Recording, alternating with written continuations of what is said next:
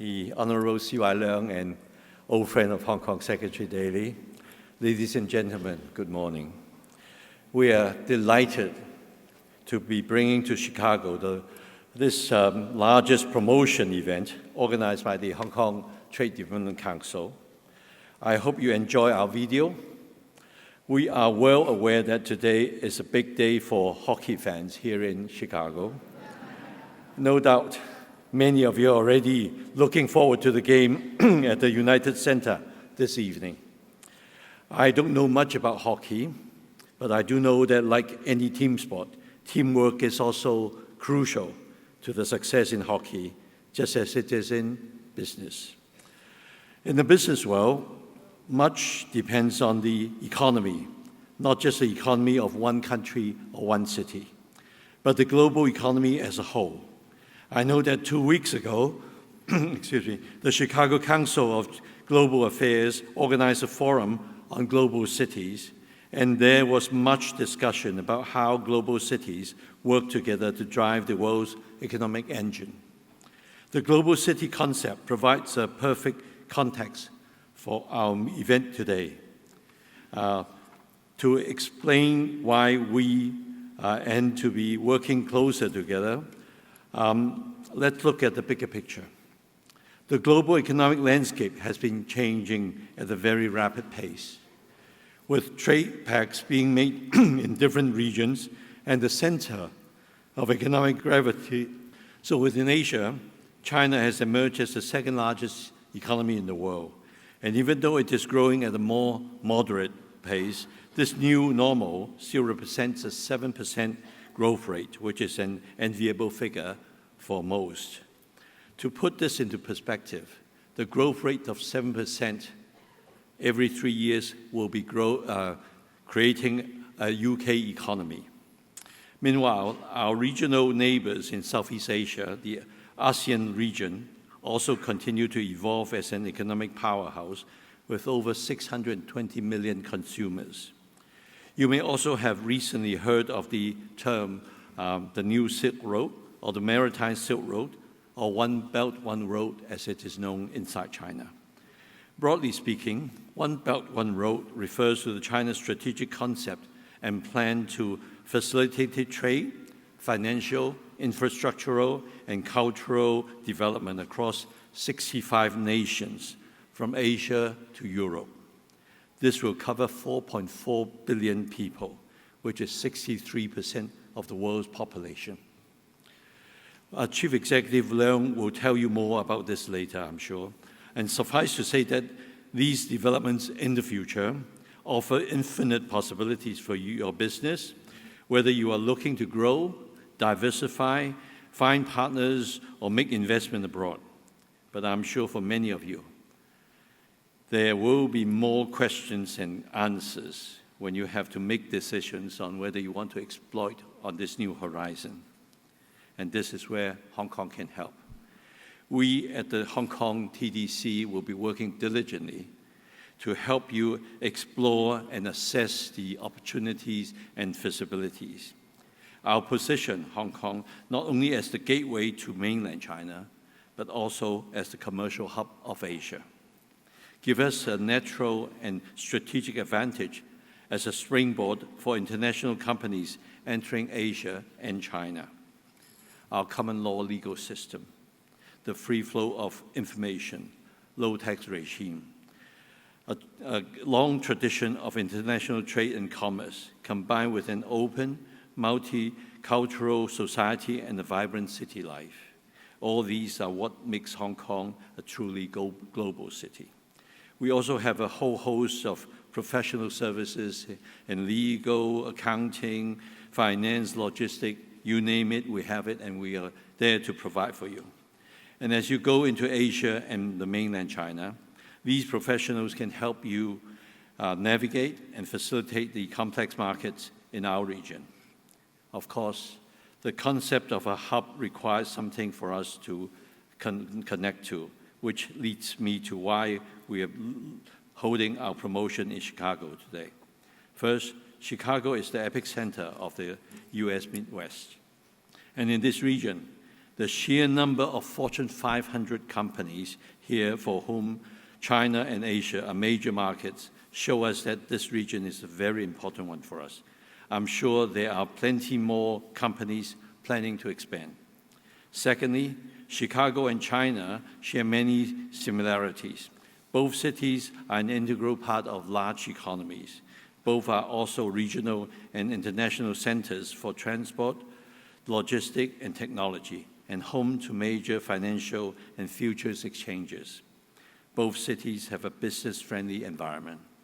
And one city, global one city to another, it is therefore natural that our ties should be strengthened. And nothing works better than meeting face-to-face when we can exchange information, explore opportunities, and connect with one another. That is why we are very happy to see so many of you here today. Over 100 business and government leaders from Hong Kong, the Chinese mainland, and the US will share their insights and experience with you. In addition, you can network, get practical advice, and more importantly, find how opportunities through our business matching activities on site. For the rest of this week, our follow-on mission in finance, technology, professional services, and food and wine will also bring potential business partners and investors from the Chinese mainland, Hong Kong, out to you for meaningful discussions and exchange.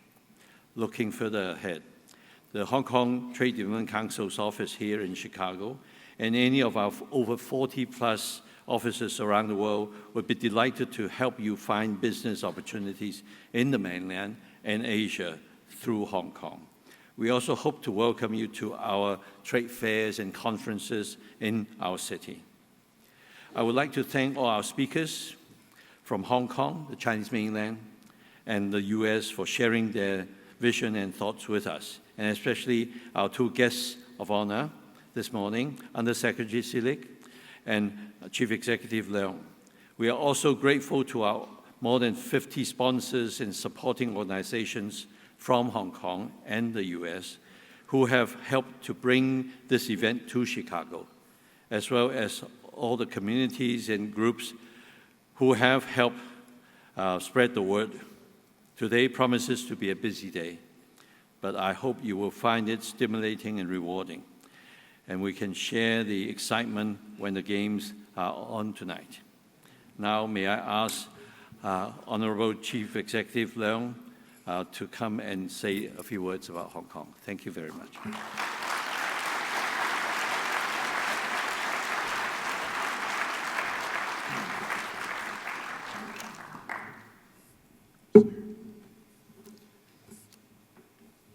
Under Secretary Selig, Vincent, distinguished guests, ladies and gentlemen, friends of Hong Kong, good morning. Welcome to Think Asia, Think Hong Kong. It's a great pleasure to be here in this beautiful city of Chicago, the pulse of America, as Sarah Bernhardt, the 19th century French actress, called Chicago. More than a century later, nothing and everything has changed. Chicago today is one of the world's leading financial centers, and the TATHK Global Cities Index this year included Chicago as one of the world's 16 global elite cities. That measures both current performance and the future potential of cities to draw and retain global capital, people, and ideas. The world has long been attracted to Chicago. Some 21% of the city's 2.7 million people are foreign-born. I read with interest that more than 12,000 Chicago public school students are taking Putonghua classes at elementary and high schools right across this city. Chicago and the city of Illinois in general trades with the world. Last year, the state's exports to Hong Kong totaled some $1 billion, up a remarkable 30% over the previous year. That focus on Hong Kong and Asia in general is reflected in overall US-Hong Kong trade relations. Last year, the US was Hong Kong's second largest trading partner after the mainland of China. And despite our modest size, Hong Kong was the 10th largest destination for US goods in 2014. Overall, US-Hong Kong merchandise trade exceeded $70 billion last year, and through the first quarter of this year, our bilateral trade has climbed some 5% year on year. The US was our fifth largest source of IDI with a stock of some $45 billion, as well as our 10th largest destination of ODI with a stock of $9 billion as at the end of 2013. I've got one more number for you, and it's a telling one. In 2014, about $49 billion in trade with the mainland of China from the US side was routed through Hong Kong. That's about 9% of our total trade in goods with the mainland. And Superconnector, Hong Kong, made it happen. That's why we're here with you today, why I'm leading a delegation of more than 100 high-profile business leaders and government officials to visit Chicago. This Think Asia, Think Hong Kong delegation includes also 41 representatives from the government of the prosperous Guangdong province of mainland China, neighboring Hong Kong, as well as companies and investors from the mainland in a variety of fields such as construction, manufacturing, tourism, and finance. By taking advantage of Hong Kong's Superconnector role and this Think Asia, Think Hong Kong platform, they are going global with Hong Kong for opportunities. I'm sure you can find plenty of opportunities for partnership and collaboration, not just with Hong Kong, but also with our Guangdong and mainland Chinese neighbors. We're here to invite you to take advantage of Hong Kong's Superconnector capabilities between the mainland of China and the world, between the mainland and, of course, the US. I know you have direct flights also to other Chinese cities, but Hong Kong offers you the shortest, surest, and safest routes to business anywhere in China, thanks to our one country, two systems arrangement. When you're in Hong Kong, you're of course in China, home of a fast expanding economy. At the same time, under the one country, two systems arrangement, Hong Kong is different from other Chinese cities. We practice the other system. That unique arrangement gives us advantages no other economy in the world can match. It's why nearly 7,600 overseas and mainland Chinese companies keep offices in Hong Kong. Over 1,300 US companies, by the way, call Hong Kong home. They include the University of Chicago Booth School of Business, which opened its Asia campus in Hong Kong 10 months ago. Another notable example is Cornell University's College of Veterinary Medicine, the top-ranked veterinary school in the US. It is partnering with the City University of Hong Kong to offer postgraduate courses in veterinary medicine in Hong Kong, integrating human, veterinary, and environmental research. It's in Hong Kong to take advantage of our one country, two systems platform again. I should add that the University of Illinois at Urbana-Champaign, as well as Northwestern University and Illinois Wesleyan University is also active in Hong Kong, partnering with several Hong Kong universities. US educational institutions and companies do business with Hong Kong and through Hong Kong with the mainland of China and Asia with confidence, knowing that capital, information, trade, and people flow freely through Hong Kong, knowing that the playing field in Hong Kong is as even and as inviting as a doubleheader at Wrigley Field. They do business in Hong Kong because our tax system is simple and our tax rate low, because our communications and logistics infrastructure are world-class. They count on Hong Kong because our legal system is based on common law, our judiciary independent, and our intellectual property regime robust. And they know, and this is important, that the government of Hong Kong does not compete with them. Earlier this year, the Washington-based Heritage Foundation ranked Hong Kong tops in its Index of Economic Freedom, the 21st year in a row it has done so. And Hong Kong plays second in this year's World Competitiveness Yearbook rankings, behind only the US. Many US companies are already seizing the opportunities offered by Hong Kong. For example, those in the technology sector. Indeed, more than 30 US tech companies are now located in the Hong Kong Science Park. They work in such promising areas as electronics, biomedical technology, material and precision engineering, and many more. They are finding their future in Hong Kong, alongside many of America's leading tech firms, including the likes of Apple, Intel, Facebook, and Twitter. I invite you to join them. Our information and communications technology infrastructure are advanced and sophisticated. Our telecommunications regime is open and competitive. Our government is supportive of entrepreneurship. You can count on Hong Kong for launching your startups or expanding your business. Hong Kong's superconnector role is strengthened by CEPA, our free trade agreement with the mainland of China. CEPA gives Hong Kong companies tariff-free access to the mainland and goods produced in Hong Kong. It also gives our services suppliers preferential access to the mainland. And since CEPA is nationality neutral, US companies need only partner with Hong Kong to take advantage of its singular benefits. There's another piece of good news. By year's end, I expect Hong Kong will enjoy basic liberalization of trade and services with the mainland.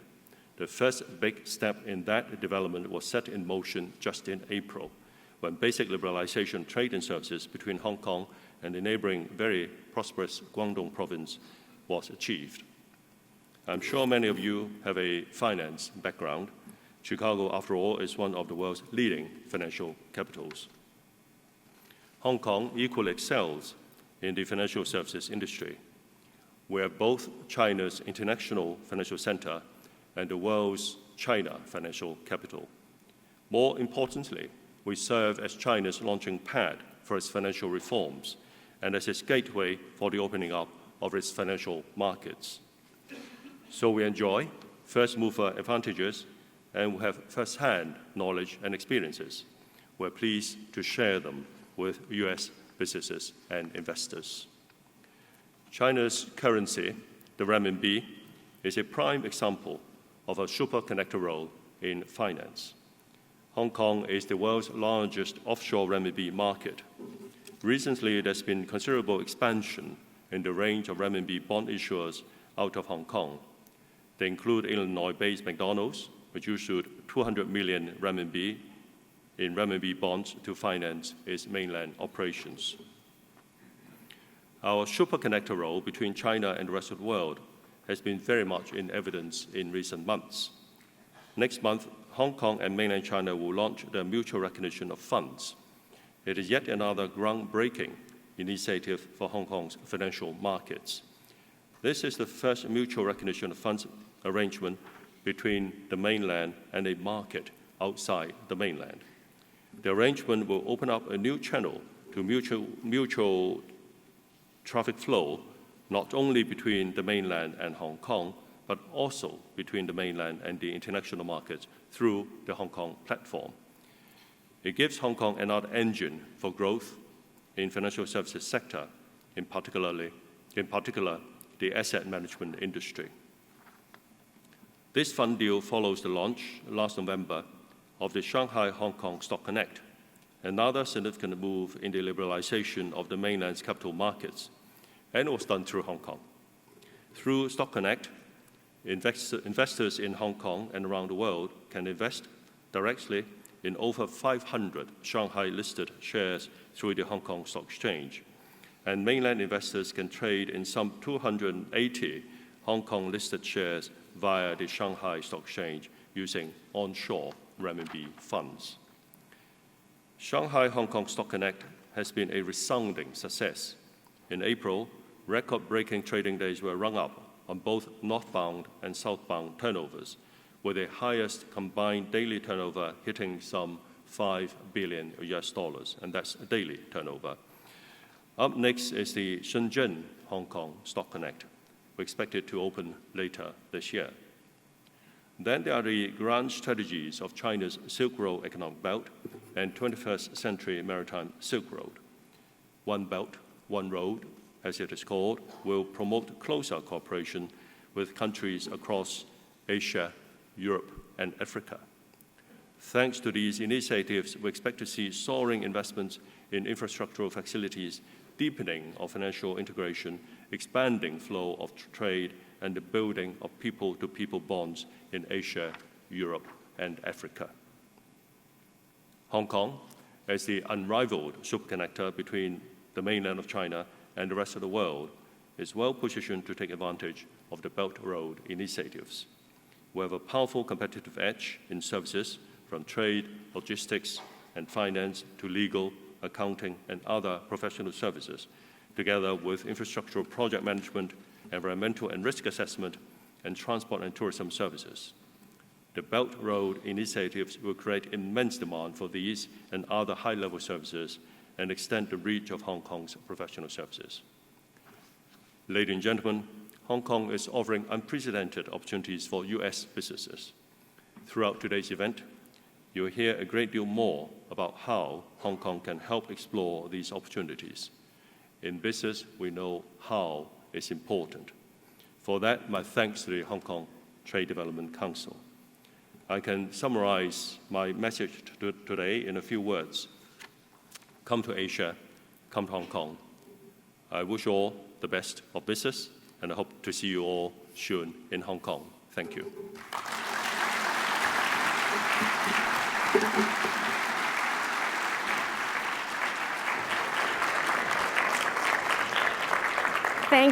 Thank you, Chief Executive Leung. Thank you, Mr. Lo, as well. Obviously, a welcome mat is before you to Hong Kong.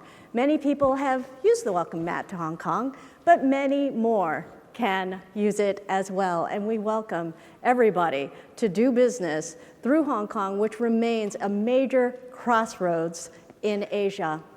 Next, we'd like to invite up one of our distinguished guests, Mr. Stefan Selig. Come on up, Mr. Selig. He is from the U.S. Department of Commerce. He is Undersecretary of Commerce for International Trade. Mr. Selig.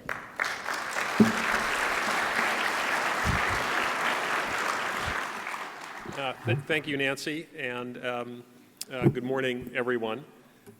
First and foremost, I would like to acknowledge Chief Executive Leung and Chairman Vincent Lo. I would like to thank the both of you for the important roles you play in advancing the U.S.-Hong Kong commercial relationship. I would also like to thank all of our partners at the Hong Kong Trade and Development Council for the invitation, the opportunity to speak with all of you today. As head of the International Trade Administration, an agency whose mandate is to create opportunities for U.S. businesses by promoting international trade, attracting foreign direct investment, and fostering a level playing field for U.S. businesses, we very much value the partnership we have with the HKTDC. I would also like to acknowledge Consul General Hart. Thank you, Ford, for your important work and your friendship. And I would also like to take a moment to acknowledge former Commerce Secretary Bill Daley, who is in attendance in the front row. Bill, your public service continues to serve as a model for my own. Finally, I want to congratulate Mayor Emanuel and the City of Chicago for hosting the first Think Asia, Think Hong Kong conference in the Midwest United States, which obviously, given the crowd, has been and will be a huge success. Like Chicago, Hong Kong has held a number of different titles over the years. Pearl of the Orient, Gateway to Asia, Asia's World City. In 1998, President Clinton gave Hong Kong his own title. President Clinton and Secretary Daley actually participated in the first presidential visit to Hong Kong after the handover. During that trip, President Clinton declared that Hong Kong was, quote, China's window on the world. Hong Kong has been the recipient of many titles over the years for one overarching reason, because it plays so many different roles within China as well as on the regional and global stage. But when discussing the U.S.-Hong Kong commercial relationship, this great city plays three critical roles as I see it. The first role is perhaps the most obvious. and that is as an essential trade and investment partner. The numbers clearly bear this out. Between 2005 and last year, U.S. goods exports have increased by roughly 250%. That includes the record year we had in 2013, where we shipped out more than $42 billion in goods to Hong Kong, and the near record year we had last year with just under $41 billion in goods exports.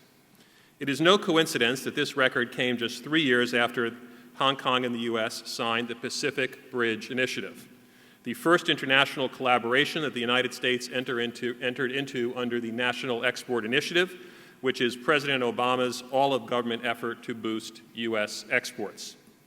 And I would be remiss if I did not also point out that U.S. exports to Hong Kong support nearly 215,000 jobs here in the United States.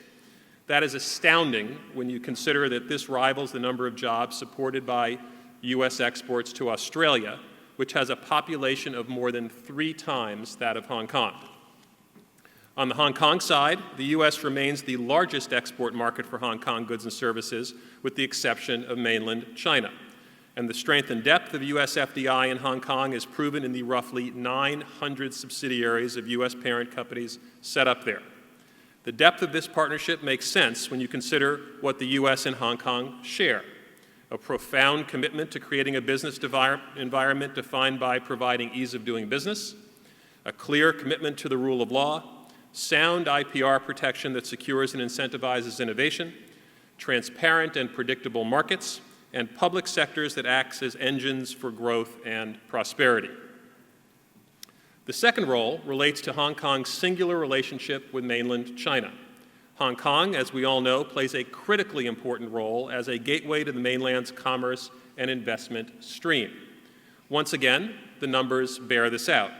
54% of global exports to Hong Kong ultimately reach mainland China, and 60% of U.S.-bound FDI from mainland China flows through Hong Kong.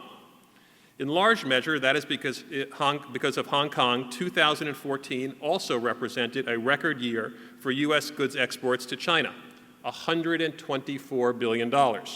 In fact, China is now our largest export market that is neither a free trade partner nor a border nation, as well as the fastest growing source of FDI in the United States. And nearly 800,000 American jobs are supported by goods and services exports to China today. And as China continues to shift it to a domestic demand and services-driven economy, the role of Hong Kong as a gateway will become that much more critical. Satisfying these 2 roles alone would be more than enough to secure Hong Kong's importance to the United States. But there is still a third and important role, and the value of that role far exceeds any numbers I can possibly cite for you this morning. I think it is worth looking at the words of a predecessor of Chief Executive Leung. During a dinner to honor President Clinton's historic 1998 visit, Chief Executive C.H. Tung discussed how the handover represented a new chapter of cooperation between the United States and China. He went on to say, I quote, "The excellent relationship between Hong Kong and the United States, I believe, can help engender a deeper mutual understanding and respect between Chinese and American people." And this speaks to that third critical role that I think Hong Kong plays. And with this role, I would like to offer another title that was referenced by the current chief executive. I have to confess that this is a bit of a repurposing of Chief Executive Leung's title of Super Connector. The title I would offer is Partnership Engine. And that, of course, includes deepening our commercial partnership with China. Obviously, Hong Kong's role as a trade and investment partner to the U.S. and as a gateway to China reinforces its ability to deepen that very partnership. But there are a couple of other ways that Hong Kong carries out its partnership engine role. One way is providing a model for economic policies that mainland China would later embrace, policies that also enhance commercial engagement between mainland China and the United States. A key example of this specifically involves Chicagoan Secretary Hank Paulson from more than a decade ago. If any of you are reading Dealing with China, then you know that he personally worked on the reform effort for Bank of China Hong Kong while he was at Goldman Sachs. When the work of Secretary Paulson and Premier Zhu Rongji was completed, they not only reformed one of the biggest banks in China, Their work led to an IPO valued at nearly $3 billion, which remains the largest IPO in Hong Kong history. And much more importantly, as Secretary Paulson writes in his book, the process of bank restructuring and reform in China had begun. Needless to say, the Chinese banking system today is markedly different than where it was just 10 years ago. And today, the U.S. is doing business with Chinese banks. We are providing services to Chinese banks, and U.S. banks are operating and even expanding in China. This dovetails into the other way that Hong Kong deepens the U.S.-China commercial relationship, through its own strong dynamic partnership with the Pearl River Delta, or PRD. The collective GDP of the PRD and Hong Kong is roughly $1 trillion. That would make it the 16th largest in the world in terms of nominal GDP. Hong Kong and the PRD are nothing short of symbiotic when it comes to both manufacturing and FDI. And this partnership has helped create a strong business institutions in Shenzhen and Guangzhou that are on the par with Hong Kong's. And all of this is why the Hong Kong PRD Union has been compared with the partnerships of Abu Dhabi and Dubai and the Silicon Valley and San Francisco. And all of this is why my agency is deeply engaged in finding and cultivating opportunities in this part of the world for U.S. businesses, whether it's through the many roadshows we have conducted there to secure new export opportunities, the missions led by our Select USA program to attract FDI to the United States, or the important work of our commercial service offices in partnership with the AmChams on the ground. But Hong Kong is more than a partnership engine for the U.S.-China commercial relationship. Hong Kong is a partnership engine that deepens the understanding, respect, and collaboration between the U.S. and China. This has enabled our two countries to play an irreplaceable role in shaping global affairs. You can draw a direct line between Hong Kong's efforts and the historic U.S.-China agreement on extending visas to 10 years that was secured last year, our collective work in responding to the Ebola outbreak last year, the historic announcement of the United States and China's shared intention to combat global climate change, and the many other ways that the United States and China are now collaborating on the global stage. This also speaks to the true power of modern trade and investment policy more generally, and to why we have worked with Congress to secure trade promotion legislation, which gives the President the very same authority to negotiate trade agreements that almost every president has had since Franklin D. Roosevelt. Obviously, trade is the platform for our best-in-class workers, businesses, and products to reach the 96% of consumers who live outside of our borders. But trade and investment also creates a platform that offers the best hope that countries will adopt the title of partners, commercial partners, strategic partners, and diplomatic partners. It is also the best hope that countries reject one title in particular, and that is the title of rival. That is why we have been so dedicated to securing the passage of trade promotion legislation, and the enormous power of trade and investment is also why we remain committed to our partnership with Hong Kong. But that does not mean we should not look to improve the U.S.-Hong Kong partnership where we can. I'm not saying that because I think the partnership is fundamentally underperforming in any way. I'm saying that because constantly seeking improvement is what great actors do. During that 1998 trip, President Clinton shared the story of a 7-year-old girl who was asked what she thought of Hong Kong. Her answer was, "It will be a great day once they finish it, a great city once they finish it. The point being that a great city is never finished, and for that matter, neither is a great partnership. And I look forward to playing my part in maintaining the greatness we have already achieved, in creating a new greatness that is ahead of us, and simply being your partner." Thank you all for listening this morning.